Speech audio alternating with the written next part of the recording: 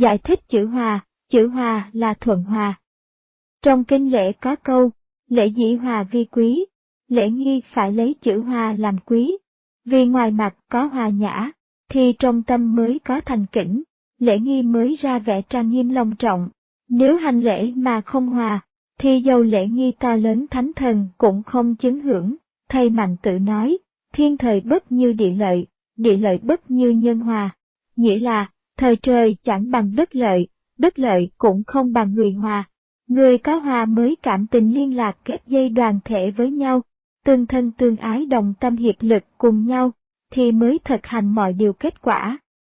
Đời Tam Quốc, ông Lưu Tiên Chúa, duy lấy hai chữ nhân hòa, mà thắng cả thiên thời địa lợi, làm cho Tào Mạnh Đức lắm trận kinh hồn, Ngô Tôn Quyền nhiều phen mất vía.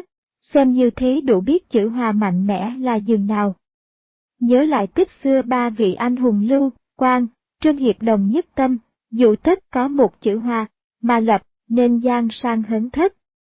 Sài, Triệu, Trịnh cũng dùng chữ hòa, mà dựng nên cơ nghiệp Tống Triều, quốc dân Việt Nam trên 25 triệu đồng bào, chung cả tín đồ đạo cao đài. Nếu biết hiệp lực đồng tâm, thương yêu liên lạc thuận hòa cùng nhau mới có thể phục hồi an ninh trật tự, chấn hưng nền luân lý. Mối can thường, trở nên tận thiện tận mỹ. Trong kinh thi có câu, âm dương hòa võ trạch giáng, phu phụ hòa gia đạo thành, khí âm khí dương hiệp hòa, thì mưa nhuần rưới khắp, vợ chồng có hòa, thì đạo nhà mới nên. Thiết tưởng như hai vợ chồng mà biết thuận hòa với nhau còn tạo thành gia nghiệp được kinh dinh thay. Trái lại, vợ chồng mà không hòa, thì tự nhiên tình nghĩa phai lợt cách xa, gia đình ắt phải suy tồi hư hoại. Còn trong xã hội mà chẳng hòa, thì biến thành xã hội phân vân tranh đấu, toàn cả thế giới, mà chẳng hòa, thì đời chiến tranh loạn lạc, ấy là cơ tự diệt lẫn nhau. Nếu chẳng dùng phương châm đạo đức nhân nghĩa, mà làm kế bảo an, thì nhân loại, vì cuộc chiến tranh ắt phải có ngày tuyệt chủng.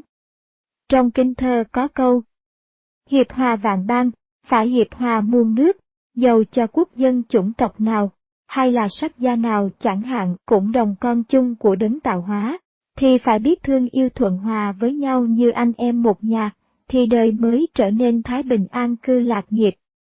Đến như trời đất âm dương, cùng các bậc thượng cổ đế vương còn phải lấy chữ hòa làm gốc, huống chi anh em chúng ta là người tu hành đạo đức, há chẳng noi theo chữ hòa hay sao?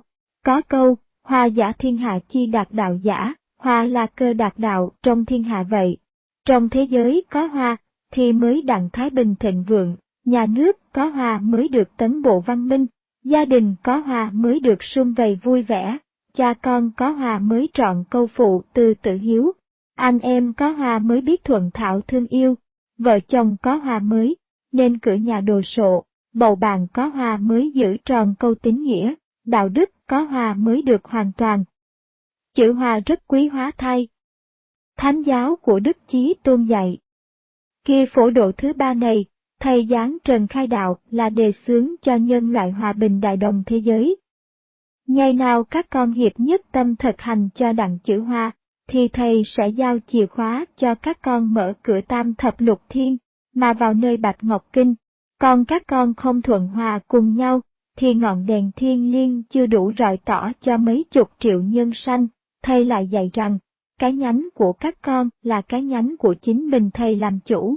Một điều thầy vui hơn hết là muốn cho các con liên lạc thuận hòa cùng nhau hoài, chia vui sớt nhọc với nhau dìu dắt nhau đem lên đường đạo đức, hầu tránh khỏi chốn trần ai, khốn đốn, giết hại lẫn nhau. Ấy là các con hiến lễ cho thầy trân trọng. Nếu các con không thuận hòa cùng nhau, tựa hồ chia phe phân phái thù nghịch lẫn nhau, ấy là các con làm đại tội trước mặt thầy. Những lời của Đức Chí Tôn đã dạy, anh em chúng ta ghi nhớ mà thực hành cho tròn bổn phận là môn đệ của Chí Tôn, kẻo lắm công trình cực nhọc đem thân vào đường đạo đức, mà chẳng tuân theo thánh giáo thì sau này không tránh khỏi luật thiên điều. Thi chữ hòa. Thiên thời, địa lợi bất như hòa. Tam giáo, chân truyền vốn một cha. Chia rẽ, phân tâm thành bạc nhược. Hiệp hòa, chung trí thắng can qua. Thương yêu, nhân loại như xương thịt. Cảm mến, đồng bào thể ruột rà. Cả tiếng, kêu ai là mận thế. Nghiêng vai, chung đánh đạo nhà ta,